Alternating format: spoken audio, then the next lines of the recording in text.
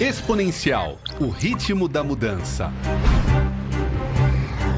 Convidamos você para uma jornada de descobertas sobre os impactos da tecnologia e da inovação em nossas vidas.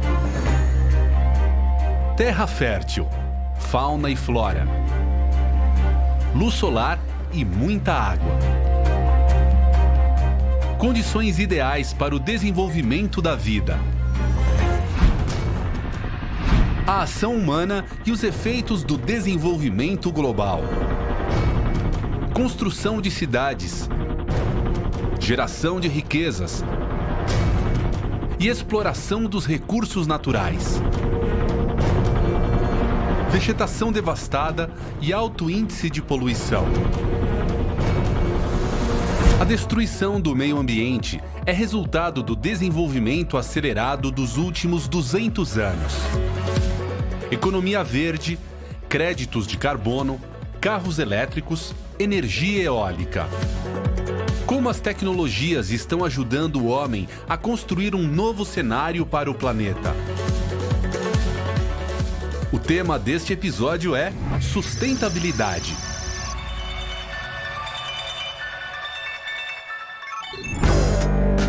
A degradação do planeta não para. Incêndios florestais avançam e comprometem a cobertura vegetal da Terra. O desmatamento da Amazônia bate recordes. O derretimento de geleiras já ameaça destruir cidades inteiras. Sustentabilidade é a busca pelo equilíbrio entre como preservar os recursos naturais do planeta e, ao mesmo tempo, suprir as necessidades humanas. Como encontrar soluções de desenvolvimento que não comprometam o futuro das próximas gerações e como garantir que as ações sejam ecologicamente corretas e socialmente justas. Sustentabilidade é o mais importante valor do século XXI. Sustentabilidade não se refere apenas à economia. Sustentabilidade envolve um conjunto que tem que estar articulado de direitos humanos, de luta contra a discriminação, de luta pela preservação daquilo que a natureza nos fornece e que é a base da nossa vida social.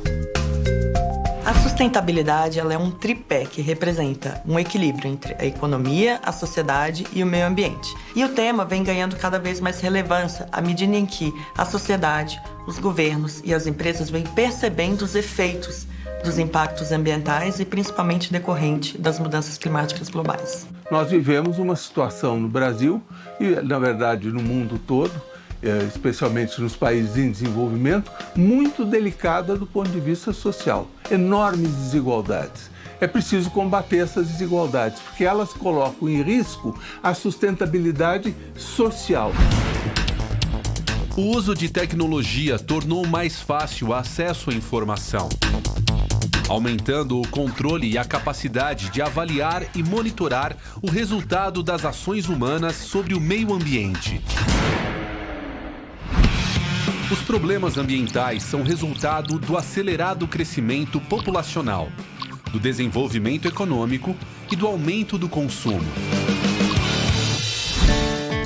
As mudanças climáticas são alterações de longo prazo nos padrões de temperatura e clima da Terra.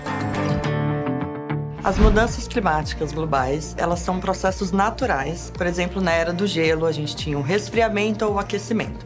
O que a gente está colocando hoje como grande problema são as mudanças climáticas antropogênicas, ou seja, resultante da ação humana, especialmente desde o período da pré-revolução industrial.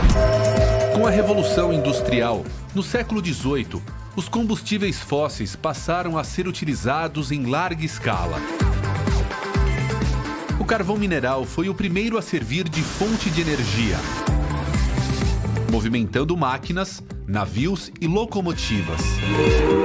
A partir do século XIX, com a indústria do petróleo, foram desenvolvidos o óleo diesel, a gasolina, o querosene e o GLP. Já o gás natural é utilizado na geração de calor e energia. Os combustíveis fósseis respondem hoje por 75% da demanda energética mundial. gente acredita que a substituição da economia baseada em combustíveis fósseis por uma economia baseada em recursos renováveis é essencial para a continuidade do planeta e para que a gente construa uma civilização melhor para os nossos filhos e netos. A queima de combustíveis fósseis é um dos principais causadores do efeito estufa, responsável pelo aquecimento global. O efeito estufa é um fenômeno natural, essencial para a vida na Terra. O problema está no aumento significativo da emissão de gases nocivos na atmosfera, como o dióxido de carbono, o CO2. Os gases de efeito estufa são fundamentais para a existência humana. Se não fossem os mesmos, a gente teria uma temperatura média abaixo de 30 graus negativos, o que impossibilitaria a vida humana como a temos hoje. A poluição do ar é consequência de mudanças na composição da atmosfera. Pode ter causas naturais, como a atividade de vulcões, a liberação de gás metano por animais durante a digestão, ou mesmo a poeira do deserto. É também resultado da ação humana, como queimadas, atividade industrial e emissão de gases pela queima de combustíveis fósseis. Da necessidade de estabelecer limites para a emissão de gases poluentes, foram criados os créditos de carbono. A cada tonelada de carbono que deixou de ser emitida é gerado um crédito que pode ser comercializado com os países que não alcançaram suas metas. Existe mercado de carbono no mundo todo, que movimenta milhões de dólares durante o ano. Quando a gente fala em mercado de carbono, crédito de carbono, a gente está se referindo a todos os gases de efeito estufa, porém, é um padrão adotar como carbono para facilitar a comunicação. Essa plataforma permite a pessoas físicas calcular a pegada de carbono gerada no dia a dia, de um cafezinho ao consumo mensal de uma família. Os créditos são destinados a projetos florestais, de energia renovável e de economia circular. A maior parte da energia consumida no mundo vem de fontes não renováveis, como o petróleo. Poluentes ilimitadas, elas comprometem seriamente o futuro do planeta. Já as fontes de energia renováveis são inesgotáveis e limpas. São geradas sem prejudicar a natureza e têm como fontes o sol, o vento, a água de rios e lagos e até a matéria orgânica. A transição para alternativas energéticas de baixo carbono, no caso dos meios de transporte, pode estar nos motores elétricos. O carro elétrico ele é zero emissão. Então, nós temos a contribuição tanto para a questão de mudanças climáticas, mas também para a qualidade do ar das cidades, né? As pesquisas tecnológicas rumo à transição para a mobilidade sustentável vão além da matriz elétrica e apontam para um caminho promissor. Hidrogênio verde é a energia do futuro. A partir de fontes renováveis, o hidrogênio verde não emite gases causadores do efeito estufa nem na sua produção, nem na sua utilização. Pode perfeitamente substituir combustíveis fósseis como o petróleo, o gás e o carvão. O Brasil é um candidato natural na produção de hidrogênio verde pelo alto índice de fontes renováveis que o país possui. Países como China, Espanha e Arábia Saudita já estão construindo usinas de hidrogênio verde. No Brasil, estão em andamento projetos de pesquisa, desenvolvimento e inovação com foco nesse novo combustível.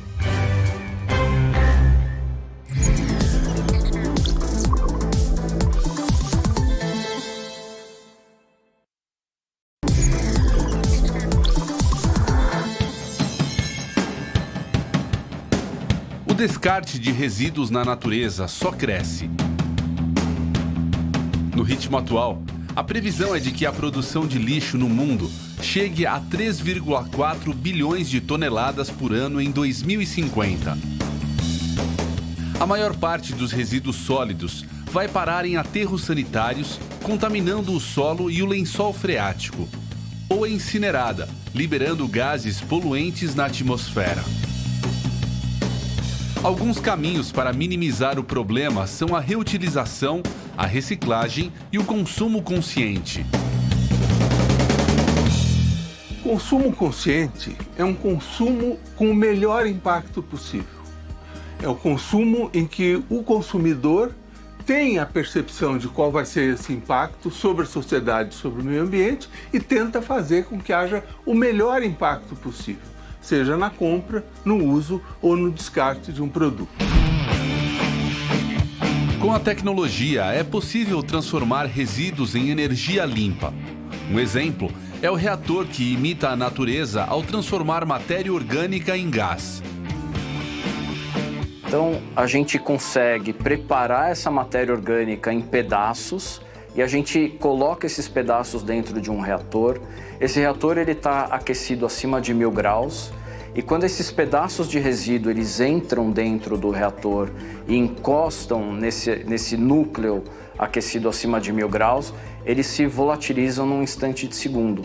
Então, toda a matéria volátil do resíduo sólido vai se transformar num gás combustível e esse gás combustível a gente consegue transformar em algum tipo de energia.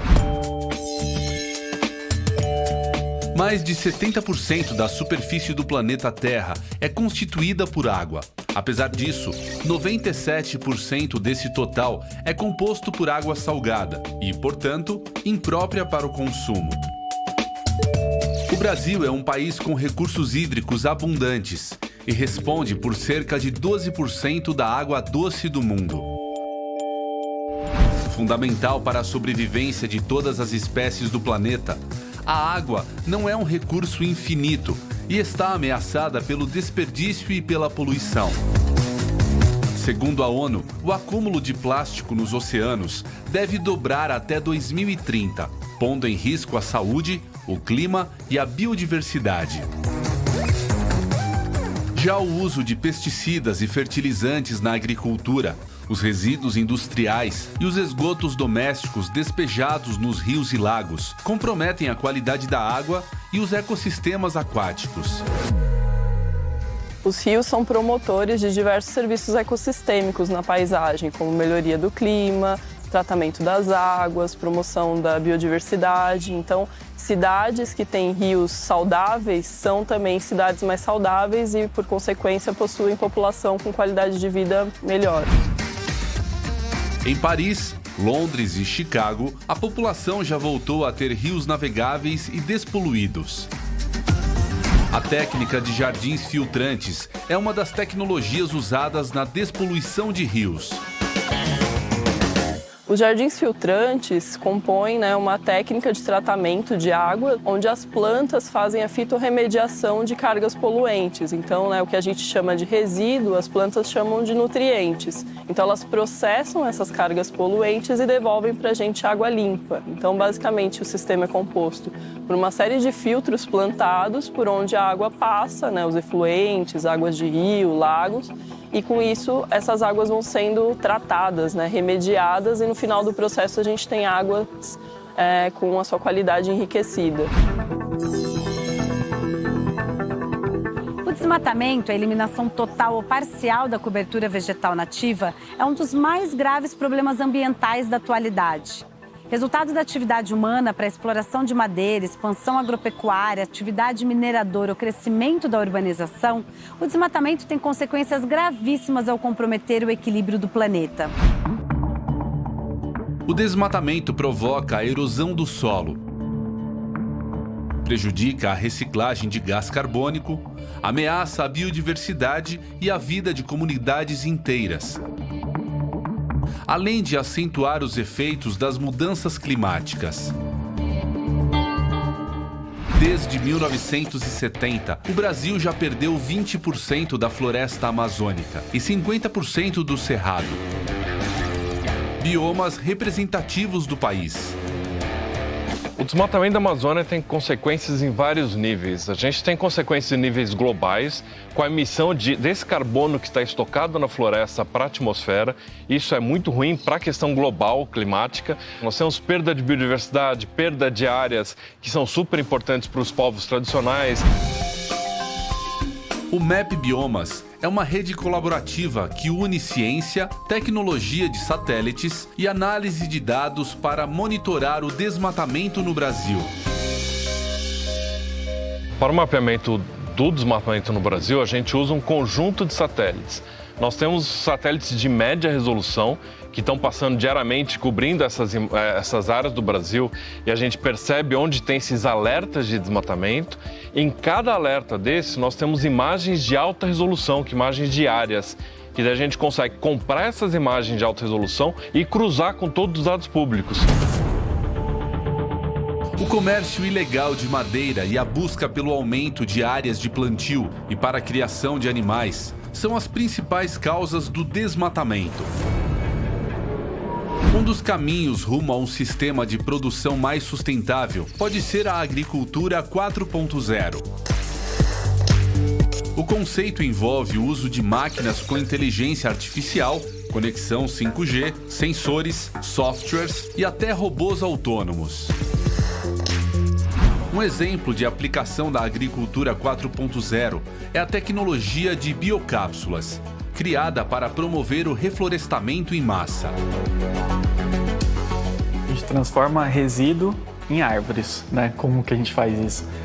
Você tem as indústrias farmacêuticas, né, que geram restos de cápsulas de colágeno, que é um produto biodegradável, um produto orgânico. Junto a essas cápsulas, a gente pega adubo feito com restos de processo da indústria de papel e celulose, né, que são lodos, cascas de eucalipto, pinos, enfim, fazemos uma compostagem, aí trazemos para o laboratório, né, que faz isso em escala.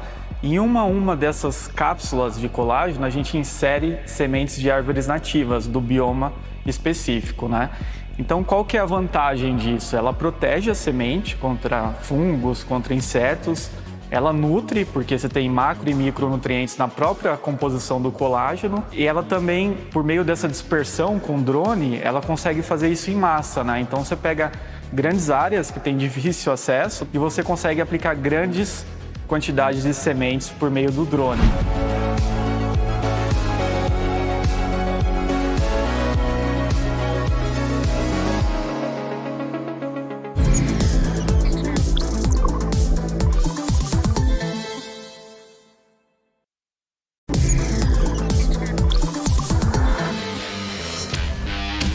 Frear a destruição do planeta exige um compromisso global.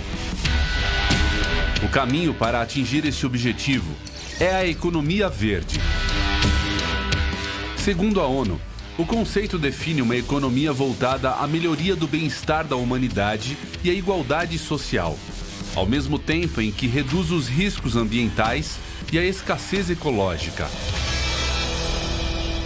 A economia verde é um setor dentro da economia onde toda atividade produtiva é focada na resolução dos problemas ambientais.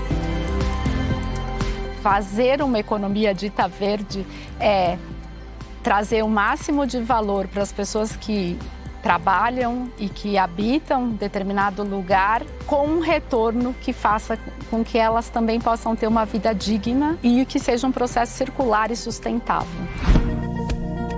A economia verde é uma realidade. Muitas empresas vêm investindo em tecnologia, inovação e práticas que aliam crescimento econômico à preservação ambiental. Um outro exemplo de prática sustentável que a gente tem é a ucuúba, né? Então, a ucuúba era uma árvore que era derrubada para fazer cabo de vassoura.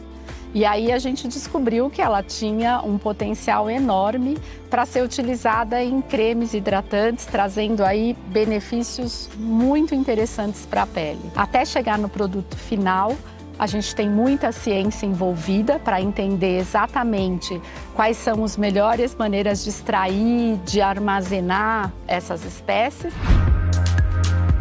Além de grandes empresas, startups também estão pensando a economia verde. Quanto mais perto o poder público tiver dessas startups, mais rápido essas soluções inovadoras, mais eficientes, mais interessantes, vão chegar num alcance maior, num alcance do tamanho da cidade de São Paulo.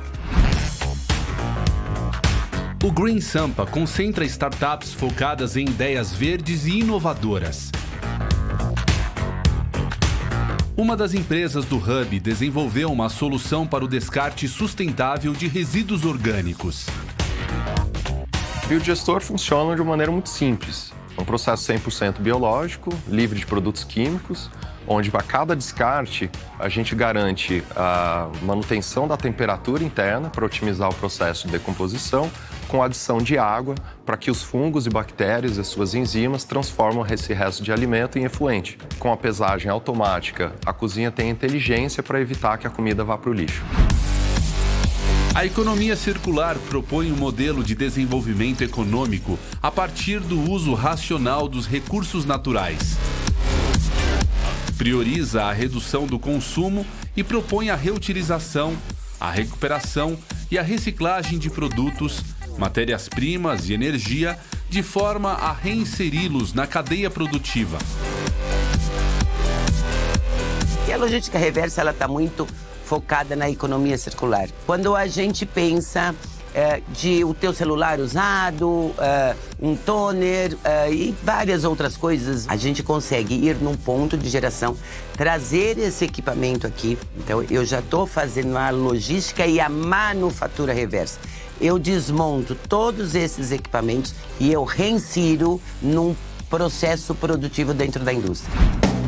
Um exemplo de inovação voltada à economia circular são as embalagens biocompostáveis, fabricadas com celulose e outras matérias-primas orgânicas, como mandioca, trigo e bagaço de cana. Elas substituem as embalagens plásticas. Sua decomposição não gera resíduos e ainda nutre a terra. O ESG é uma sigla derivada do inglês que significa ambiental, social e governança. O ESG é uma resposta das empresas frente aos desafios da sociedade contemporânea. Criado pelas Nações Unidas, o ESG é um conjunto de critérios e ações que, colocados em prática, ajudam a solucionar problemas de governança ambiental, social e corporativa. É uma forma de medir o desempenho de sustentabilidade de uma organização, considerando os recursos humanos, os naturais, os resultados financeiros e o propósito. Muitas empresas têm o ESG como foco. Vamos pegar um exemplo de uma fábrica de papel e celulose. Ela é uma geradora muito grande de resíduos e principalmente resíduos orgânicos. Quando você, ao invés de mandar estes resíduos para um aterro, você valoriza, você faz uma compostagem. Então eu já estou tratando do tema do ambiental. No social, toda vez também que eu não mando estes resíduos para um aterro e eu faço um composto e eu consigo colocar esse composto nas comunidades próximas, pequenos agricultores, eu estou já desenvolvendo toda a parte social. E ainda, incluindo nesse tema, eu tenho uma baixa emissão de carbono, ou seja, é um processo também de descarbonização. O caminho para o futuro sustentável passa pelo investimento em soluções ambientais viáveis, pela aposta na inovação tecnológica e pela valorização do ser humano.